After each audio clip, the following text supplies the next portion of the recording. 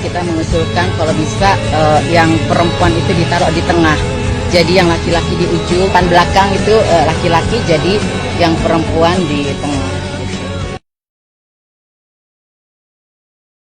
Dalam setiap tragedi publik, masyarakat menaruh harapan pada negara untuk menghadirkan ketenangan, kejelasan, dan solusi yang berpijak pada akal sehat serta kajian yang matang.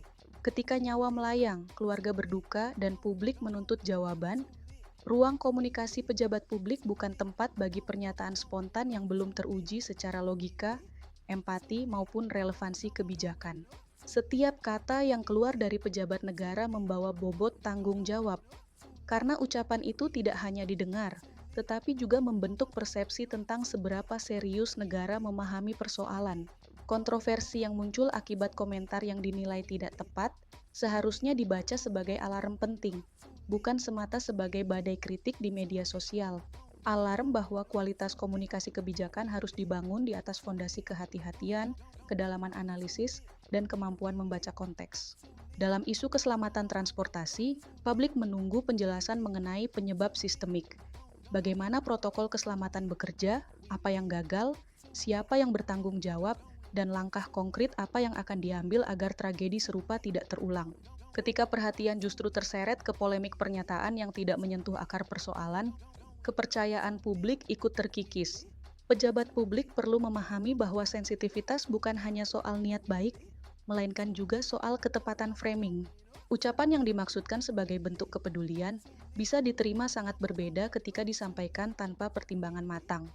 Karena itu, jabatan tinggi menuntut disiplin berpikir, mendengar lebih dulu, menimbang data, berkonsultasi dengan ahli, lalu berbicara dengan presisi.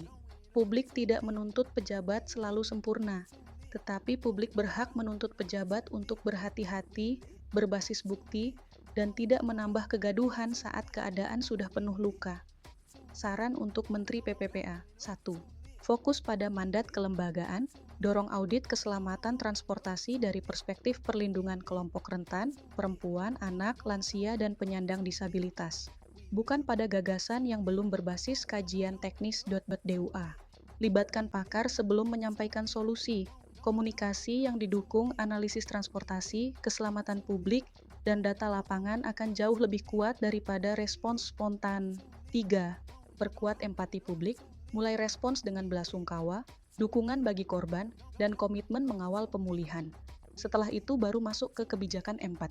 Bangun komunikasi yang presisi, hindari pernyataan yang mudah ditafsirkan luas atau memunculkan polemik yang mengalihkan fokus dari akar masalah. 5. Adikan kritik sebagai koreksi. Respons terbaik terhadap kritik publik adalah memperbaiki kualitas kebijakan dan komunikasi. Pada akhirnya, kualitas SDM pemerintah bukan hanya terlihat dari program yang diluncurkan, tetapi dari cara negara berbicara saat rakyat sedang berduka. Di momen seperti itulah publik menilai, apakah negara hadir dengan kedewasaan atau justru menambah riuh di tengah luka.